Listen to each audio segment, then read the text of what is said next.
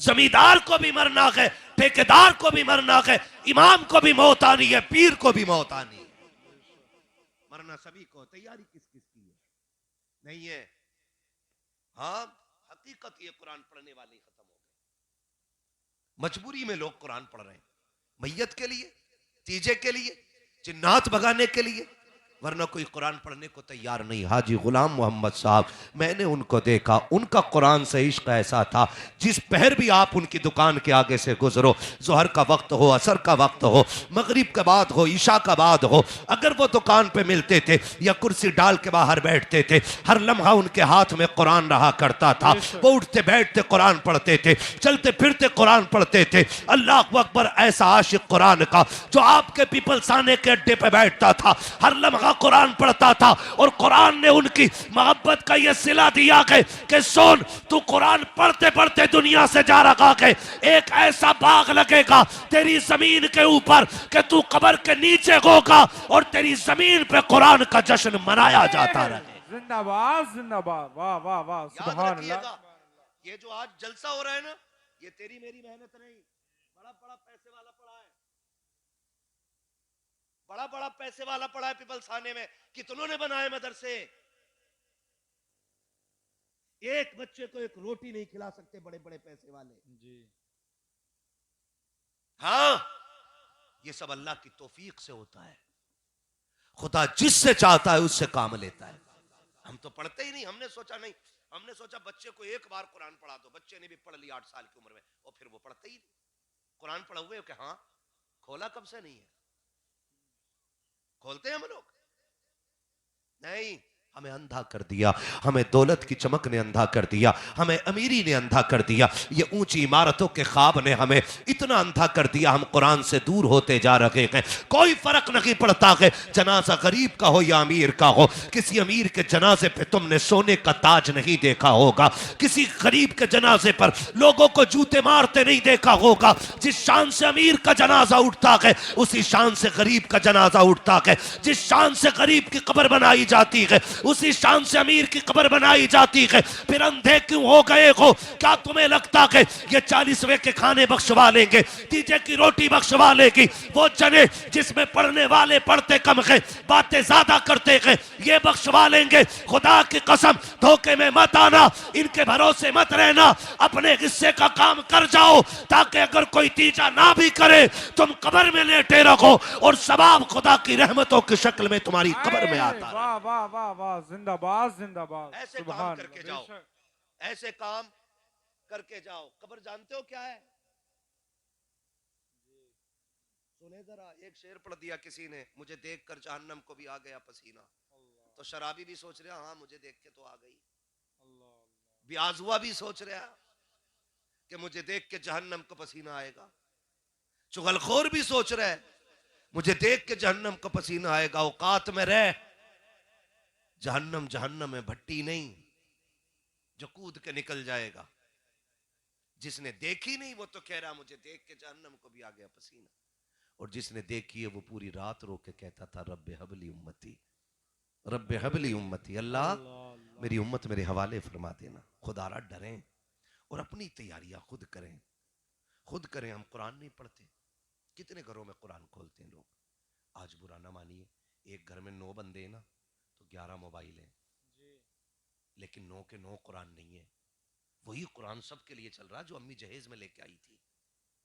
ऐसे ही हो रहा है ना, और वो भी रखे रखे धूल चढ़ जाती, उसको भी कोई खोलने वाला नहीं होता है, उसको भी कोई खोलने वाला नहीं होता है।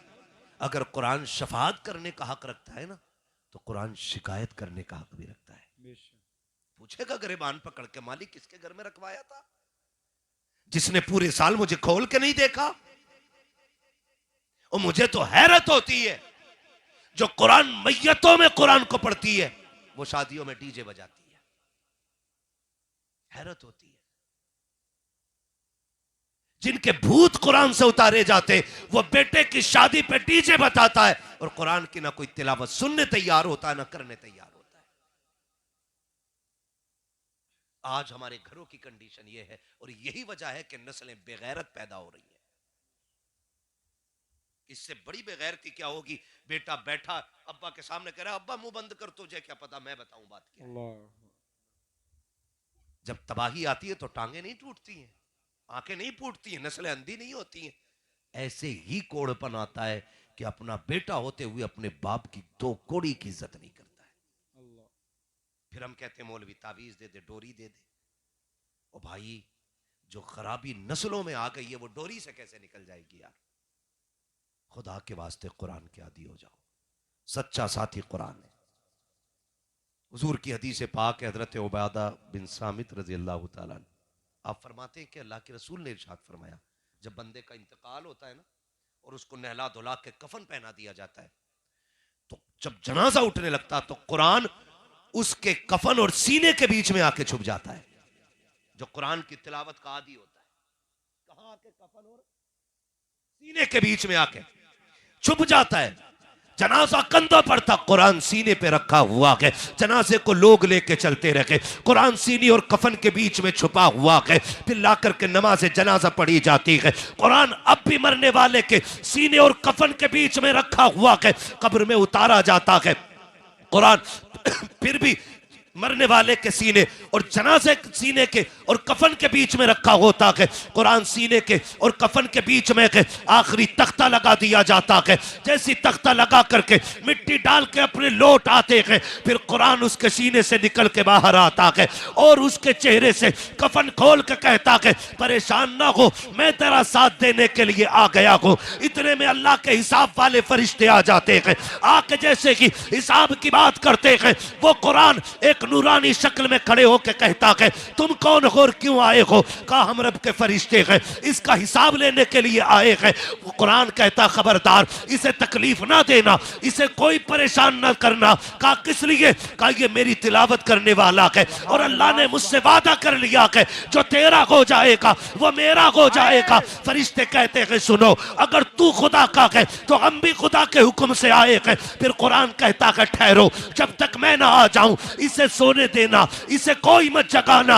ये कह के कुरान अल्लाह के हबीब कहते हैं कि अर्शों पे जाता है, अपने रब से हम कलाम होता है, जाके कहता, मालिक मुझे बता तो सकी, मेरा पढ़ने वाला कब्र में आ गया है, तेरे हिसाब लेने वाले फरिश्ते आ गए हैं, तूने तो वादा किया था जो तेरा हो जाएगा वो मेरा हो जाएगा। ए मेरे परवरदिगार, वो रातों की तन्हाइयों में मुझे पढ़ता रहा, रात के अंधेरे में मुझे सीने से लगा के रखता रहा, अब कब्र के अंधेरे में आ गया है, अब मेरी जिम्मेदारी है कि मैं उसका साथ दूं खड़े होकर। मेरे मालिक बता तो सकी, तेरे फरिश्ते आ गए हैं, वो मेरा चाहने वाला, वो मेरा मानने वाला। ए मेरे परवरदिगार, उससे हिसाब के फरिश्तों को वापस बुला ले। अल्लाह से बात करके जब कुरान वापस आता है, आकर के देखता है तो कोई फरिश्ता वहां नहीं होता है। वो पूछता है, कहां चले गए? उठा करके कुरान वाले से कहता है, तुझे परेशान तो नहीं किया? वो कहता है, नहीं नहीं। तुझे थकाया तो नहीं? कहा, नहीं नहीं। कहता, ठहर जा। फरमाया अल्लाह के हबीब ने, थोड़ी देर होती है, फिर जब वो पूछता है बंदा, यार तू बता दे, सगा भाई तो छोड़ के चला गया, बाप ने मिट्टी डाल दी है, तू कौन है जो कब्र में आ गया है? वो कहता, ये न पूछ मैं कौन हूं, ऊपर निगाह उठा के देख। जब मरने वाला कुरान का कारी, कुरान से प्यार करने वाला नजर उठा के देखता है, हजारों फरिश्तों की जमात नजर आती है, वो इसकी कब्र में उतरती है, चार तोहफे लेकर के कब्र में आती है। पहले जन्नत का गद्दा बिछाया जाता है, फिर जन्नती चादर बिछाई जाती है, फिर जन्नती तकिया दिया जाता है। तीन चीजें ये हो जाती है। चौथी चीज जो दी जाती है वो जन्नत की चादर होती है, शानदार चादर होती है। फरिश्ते देख के कहते हैं, सुन, अगर तुझे जन्नत की ठंडी हवा से ठंड लगने लग जाए तो इस चादर को ओढ़ लेना। जन्नत की कंदील ला करके कब्र रोशन कर दी जाती है। अल्लाह अकबर। जब वो जाने लगता है, अब ये कब्र वाला पूछता है, अब तो बता दे तू कौन है, तुझसे मेरा रिश्ता क्या है? फिर कुरान मुस्कुरा के कहता है, तूने मुझे नहीं पहचाना, मैं वही हूँ जो तन्हाई में तेरे साथ रहता था, महफिल में तेरा साथ देता था, आज तक तूने दुनिया में मुझे नहीं छोड़ा, आराम से लेट, मैं फिर आऊंगा, मैं तुझे जन्नत में जाने तक छोड़ नहीं सकता। जिंदाबाद, नारे तकबीर, नारे रिसालत, मसलके आला हजरत, जिंदाबाद जिंदाबाद।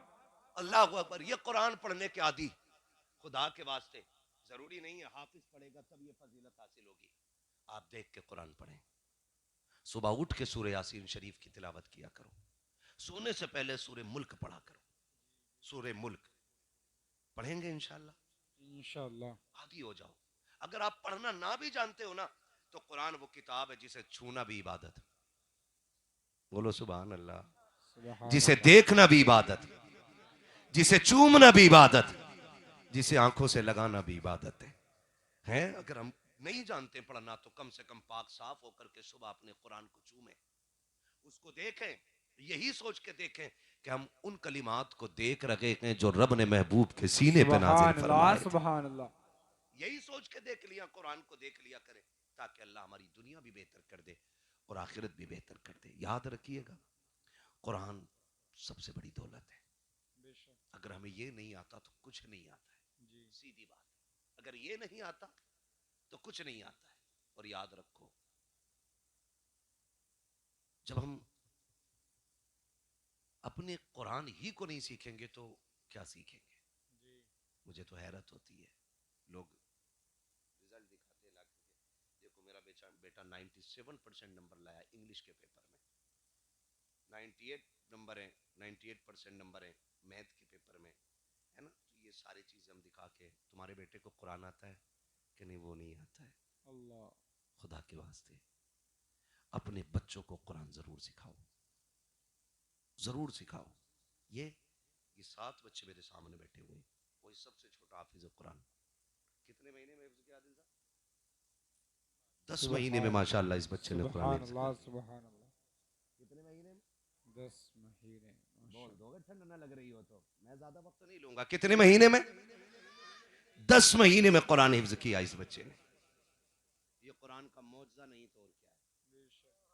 बड़े से बड़ा LLB मास्टर बंदा ले आओ, आप IAS IPS ले आओ, और उससे कहो कि तू कानून की कोई एक किताब के 10 वर्क मिनवान पढ़ के सुना दे, वो दुनिया की किसी किताब के 10 पेज मिनवान नहीं सुना सकता है। और हम कुरान के लिए उबैद रजा को दारुल उलूम गुलामान मुस्तफ़ा से लेके आते हैं। सुभान अल्लाह। ये 10 आयतें या 10 पेज नहीं, ये पूरा कुरान जबानी सुनाने की ताकत। सुभान अल्लाह। सुभान अल्लाह। बेशक वो अब्बा बड़े नसीब वाले होंगे जिनका ये बेटा है, और ये नहीं, ये सारे बेटे जिनके, बड़े नसीबों वाले वो बाप है जिन्होंने आखिरत का इंतजाम कर लिया है। मैं जानता हूं बड़े बड़े करोड़पति लोग जायदाद छोड़ के गए और औलाद ने उनकी जायदाद पर डांस किया, उनकी बख्शिश के रास्ते नहीं खोले। अब्बा मर जाता है ना, अक्सर औलाद जायदाद पे ऐसे बैठ जाती है जैसे माले गनीमत मिलाई, अल्लाह। माले गनीमत की तरह लोग कब्जा कर लेते। अपने हाथ से कुछ ना कुछ कर जाओ। हाजी गुलाम मोहम्मद साहब इतना कुरान पढ़ते थे, रोजाना 1 मंजिल तिलावत करते थे। सुभान अल्लाह। और 7 दिन में पूरा कुरान मुकम्मल कर लेते। सुभान अल्लाह। सुभान। ये बात इसलिए नहीं बता रहा हूं कि उनकी शान बयान हो, उन्होंने तो इज्जत पाली रब की बारगाह में। अब उनका जिक्र ना भी हो तो फर्क नहीं पड़ता है, इसलिए बता रहा हूं ताकि हमें और आपको कुरान पढ़ने का शौक पैदा हो जाए। यही हाजी गुलाम मोहम्मद साहब हैं। सुने जरा, आज बंदा झूठ सच बोल रहा है, अमीर बनने के लिए हराम इकट्ठा कर रहा है। यही हाजी गुलाम मोहम्मद साहब हैं। इन्होंने मेरे सामने मेरे वालिद से कहा था, कारी साहब कर्जा बहुत हो गया, बहुत परेशान हूं, मैं बहुत परेशान हूं, दिक्कत बहुत है, कर्जा बहुत है। मेरे वालिद साहब ने कहा था, जानते मेरे वालिद साहब को तो जानते होंगे, कारी हमीद अली, मैं शाहपुर का रहने वाला हूं। मेरे वालिद साहब ने कहा था, हाजी साहब रोज आना मगरिब बाद सूरह वाक़िया की तिलावत किया करें। सुभान अल्लाह। और इसके बाद दुआ का तरीका उनको बताया। मैंने खुद देखा 2-3 साल के अंदर अल्लाह ने फिर उनको इतना नवाजा कि मद्दे के दौर में मेरे सामने उन्होंने 2 लाख से ऊपर तो ज़कात के पैसे निकाले थे। सुभान अल्लाह। सुभान अल्लाह। अकीदा भी ऐसा होना चाहिए। जी बेशक। क्या नहीं है कुरान में? सब कुछ है, लेकिन जब बंदा चढ़ जाए हराम खाने पे तो फिर कुरान बरकतें नहीं देता है। आज भी गारंटी है, जाओ जो अमल उनका था वो अमल आप अपना लो, अल्लाह इतना रिस्क देगा कि नस्लों का गुजारा हो जाएगा। आज अल्लाह का शुक्र है, जब वो छोड़ के गए तो कितना छोड़ के गए होंगे। हम तो ये देख रहे हैं कि ये जमीन इतनी मदरसे के लिए कितनी होगी, लगभग ये 1.25 बीघे के करीब जमीन है, सुभान अल्लाह। ये सारी मदरसे के लिए दी है।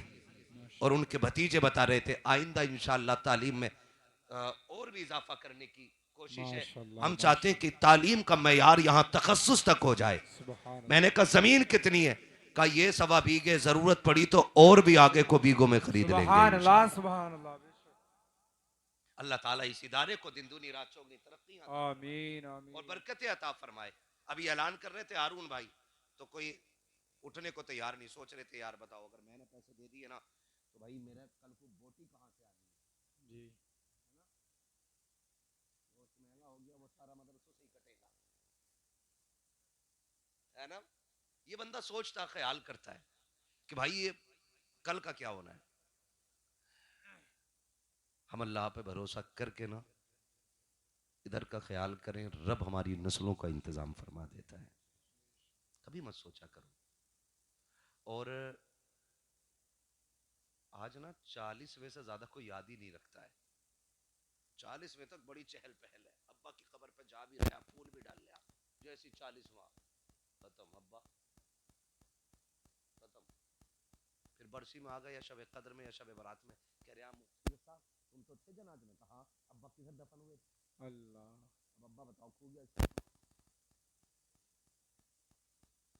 इस औलाद के लिए हराम हलाल कमाते हैं, जी जिसे बाप की कब्र का निशान भी मालूम ना रह जाए। अल्लाह।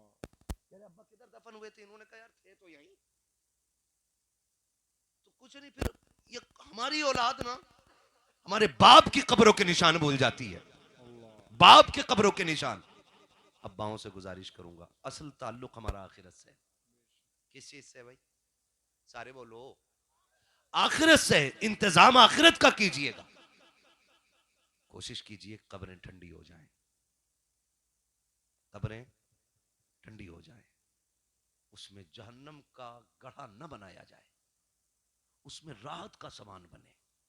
इसलिए आपसे गुजारिश है, ये इदारा है, मैं तो इसका फर्ज देख रहा हूं, है ना, और इदारे का रंग रोगन भी देख रहा हूं। सच बता रहा हूं, आज हारून भाई ऐलान कर रहे थे, मेरे जहन में बात घूम रही थी कि अगर आज हाजी साहब होते ना तो किसी के आगे हाथ फैलाने की जरूरत ही नहीं पड़ती। वो जीते भी मदरसे के लिए और मरते भी मदरसे के लिए। आज इतनी बड़ी अमानत हमें दे गए, हमारी जिम्मेदारी बनती है कि हम इस इदारे को जितना उन्होंने हमें दिया उससे कहीं ज्यादा आगे बढ़ा के इंशाअल्लाह इसमें तालीम को आगे किया जाएगा। बेशक बेशक। करेंगे इंशाअल्लाह। इंशाअल्लाह डाटा लगा के ना बोले, मुंह से बोले करेंगे इंशाअल्लाह। कोशिश इंशाअल्लाह। कोशिश कीजिएगा, अपने बच्चों को पढ़ाएंगे हम, और मदरसों का भी ताउन करेंगे। वरना लाख छोड़ जाओ या 10 लाख छोड़ जाओ, अभी तो है ना मेरा मकान, मेरी दुकान, मेरा बिजनेस, मेरा मेरा मेरा, अंधा कर दिया इस मेरे ने, और जबकि वो किसी का नहीं है। मैं हूं या आप हूं, बिल्डिंग कितनी ऊंची बना लो, वो मेरी भी नहीं है, आपकी भी नहीं है, सब कुछ अल्लाह का है। हम और आप क्या हैं फिर, मैं और आप तो खाली मुसाफिर हैं, खाली मुसाफिर हैं। कितने दिन के लिए आए, 60 साल, 70 साल, 80 साल, उसकी इस कायनात की हमें रखवाली करनी है, और फिर हमें चले जाना। फिर किसका नंबर आएगा, हमारे बाल वालों का।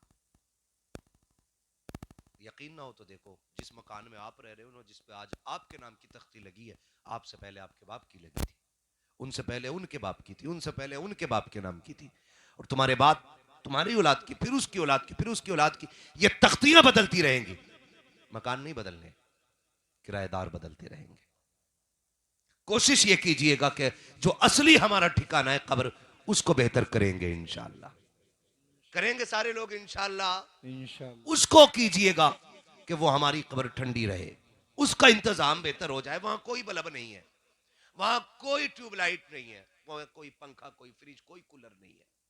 वहां सबसे बड़ा कूलर यही है, अपने पीछे कुरान पढ़ने वाले छोड़ जाइएगा, ये सबसे बड़ा पंखा हो जाएगा आपकी कब्र के लिए। वहां पे आप कुरान पढ़ने वाले छोड़ जाइएगा।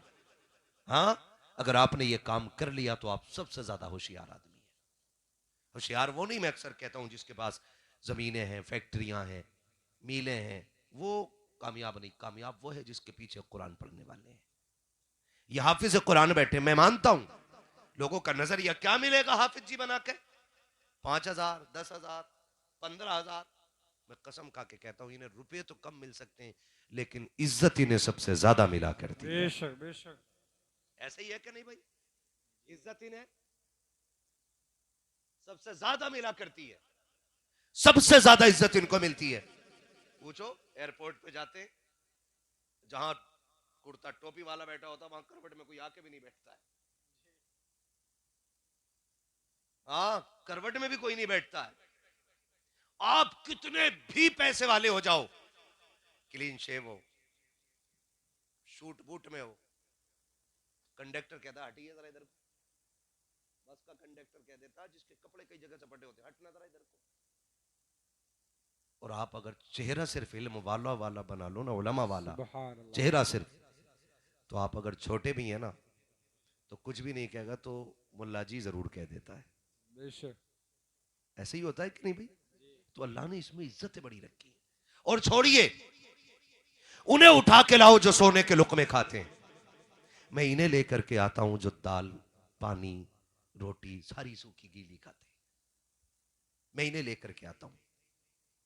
फिर आके चेक कीजिएगा मुश्किलें किन पे ज्यादा हैं, आफतें किसके साथ ज्यादा हैं। ये पतली दाल खाने वाली जमात, ये ठंडे फर्श पे सोने वाली जमात, खुदा की कसम उतनी परेशान नहीं होती जितना करोड़पति परेशान नजर आता। क्योंकि सुकून भी अल्लाह की तौफीक से मिला करता है। बेशक बेशक। सुकून भी अल्लाह की तौफीक से मिला करता है। ये एक बहुत अजीम इदारा दारुल उलूम गुलामान मोहम्मद, अल्लाह करे ये इतना चमके कि पिपलसाने की तारीख बन जाए कि तखस्सुस तक अगर किसी इदारे में तालीम हो रही है तो सकलैनी मस्जिद के पड़ोस में जो मदरसा है वो उसके अंदर हो रही है। आप सब कोशिश कीजिएगा, करेंगे इंशाअल्लाह करेंगे। मैं उन लोगों को मुबारकबाद पेश कर दूं जिन लोगों ने इन बच्चों को खाना खिलाया। एडजस्ट कर लेते हैं, 55 बच्चे हैं और पड़ोसी खाना खिला रहे हैं, पिपलसाने की बस्ती वाले, बड़ा काम उन्होंने कर लिया है। अभी आपने सैयद बख्तियार साहब से आपने सुन लिया है कि क़यामत में बड़े काम आएंगे। एक गिलास पानी के बदले में भी ये जन्नत दिलाने की पावर रखेंगे मैदान क़यामत में।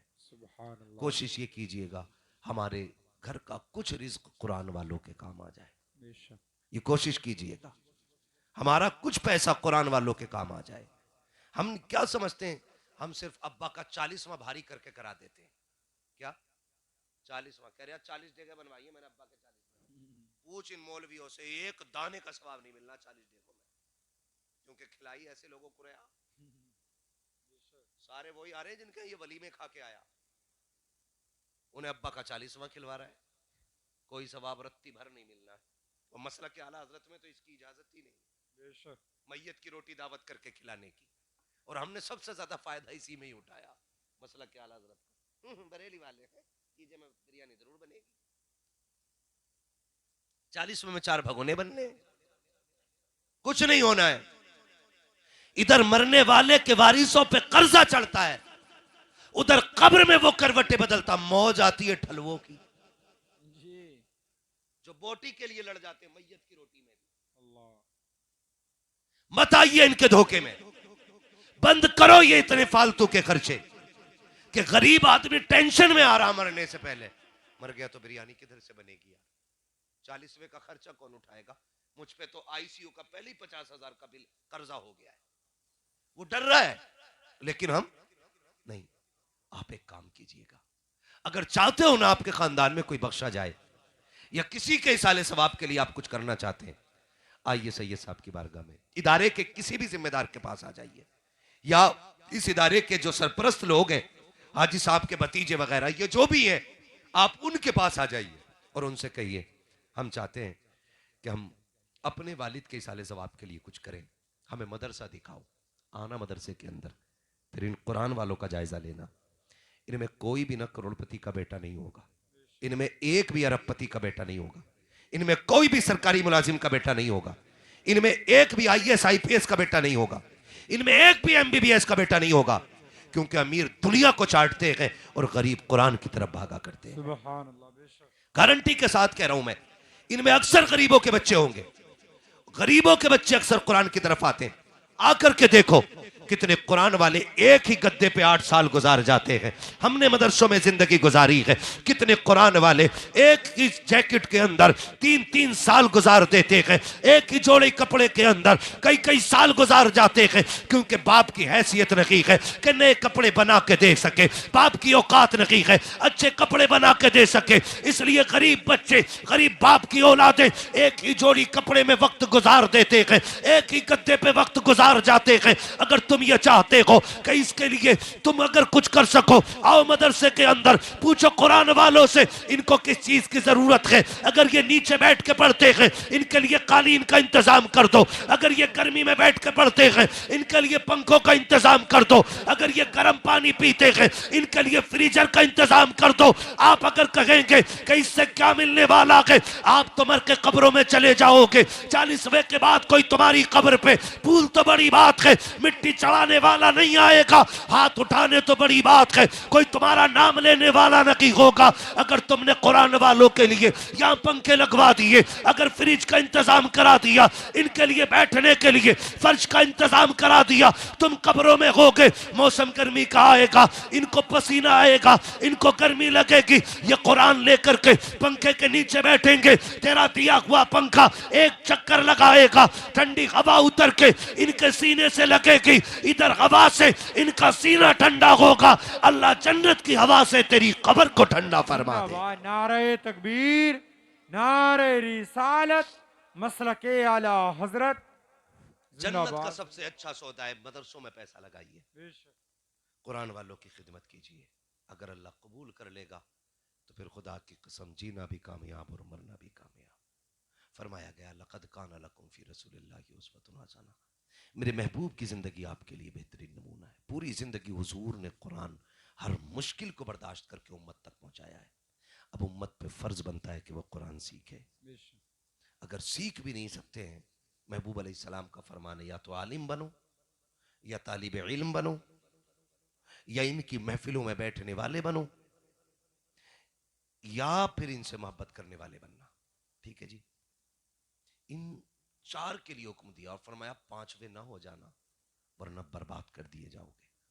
या तो आलिम बनो, या तालिब इल्म बनो, या इनकी महफिलों में बैठने वाले बनो, या इनसे मोहब्बत करने वाले बनो। हम में से जिनकी उम्रें गुजर गई हैं, नहीं जा पा रहे, घर की जिम्मेदारियों ने परदेश पकड़ा दिया है, मेहनत में लग गए, तो कोशिश ये कीजिएगा हम कुरान वालों की खिदमत करते रहा करें। करेंगे ना इंशाअल्लाह, वादा करते हैं इंशाअल्लाह।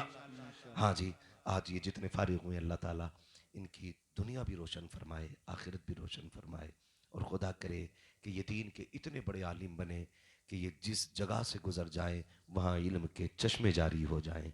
अल्लाह इनकी नस्लों में कुरान के कारी पैदा फरमा दे, नस्ल दर नस्ल अल्लाह कुरान के खातिम पैदा फरमा दे।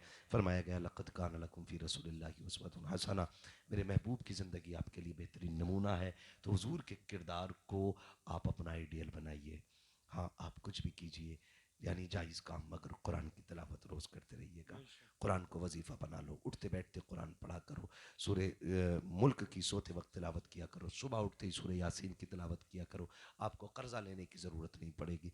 फरमाया गया जो सुबह सूरे यासीन पढ़ लेता है ना, फिर ये होता है कि शाम तक उसके सारे काम अल्लाह के ज़िम्मे करम में हो जाया करते हैं। इसलिए रोज़ कुरान पढ़िएगा। अल्लाह हमें कुरान से मोहब्बत करने वाला बनाए, कुरान की खिदमत करने वाला बनाए, कुरान से प्यार करने वाला बनाए, हमें कुरान पढ़ने वाला बनाए, कुरान सुनने वाला बनाए। बस जो हुए गलत उनको माफ़ फरमाए रब्बे कायनात। ज़िंदगी ने दिया साथ, फिर होगी मुलाकात, चमन रहा फूल खिलेंगे, ज़िंदगी रही फिर मिलेंगे। सारे लोग कलमा शरीफ पढ़ लीजिए, ला इलाहा, और ज़ोर से ला इलाहा इल्लल्लाह। अगर ज़ोर से नहीं पढ़ोगे मैं फिर तकरीर शुरू कर दूंगा। कलमा शरीफ ज़ोर से पढ़ो, ला इलाहा इल्लल्लाहु मुहम्मदुर रसूलुल्लाह, अस्तगफिरुल्लाह रब्बी मिन कुल्लि ज़ंबि व अतूबु इलैहि व मा अलैना इल्लल बलाग। अस्सलामु अलैकुम व रहमतुल्लाहि व बरकातुहू।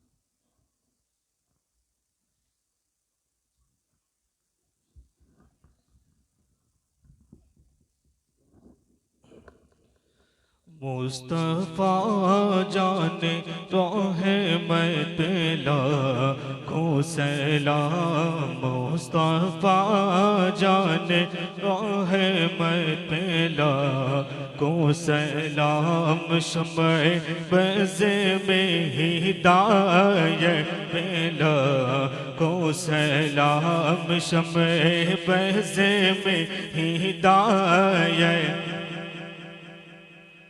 दर्द दिल नाम लेने से होता है कम इसलिए नाम आका का लेते हैं हम इसलिए नाम आका का लेते हैं हमें झूमे के लिख रहा है रज़ा का कलम शहरे यार ईरम ताजदार हरम शहरे यार ईरम ताजदार हरम नूबहार शफ़ाअत पेला को सलाम नो बहार शफ़ाअत पेला वो रज़ा आला हज़रत बरेली के शाह वो रज़ा आला हज़रत बरेली के शाह जिनकी हर अदा सुन्नत मुस्तफ़ा जिनकी हर अदा सुन्नत मुस्तफ़ा डाली थी कल्ब में अज़मत मुस्तफ़ा डाली थी कल्ब में अज़मत मुस्तफ़ा सैयदी आला हज़रत ला को सलाम सैयदी आला जब मैं पहुँचूं दयार हबीब खुदा जब मैं पहुँचूं दयार हबीब खुदा साथ हमें सब भी हो और अहमद रज़ा साथ हमें सब भी हो और अहमद रज़ा था में कई शादियाँ और पढ़े बरमला मुझसे खिदमत के कुदसी कहे हाँ रज़ा मुझसे खिदमत के कुदसी कहे हाँ रज़ा वो रज़ा अहले सुन्नत ला को सलाम मुस्तफ़ा जाने रोहे मैं पेला को सलाम शम्ए बज़ में हिदायत पेला को सलाम अस्सलातु वस्सलाम।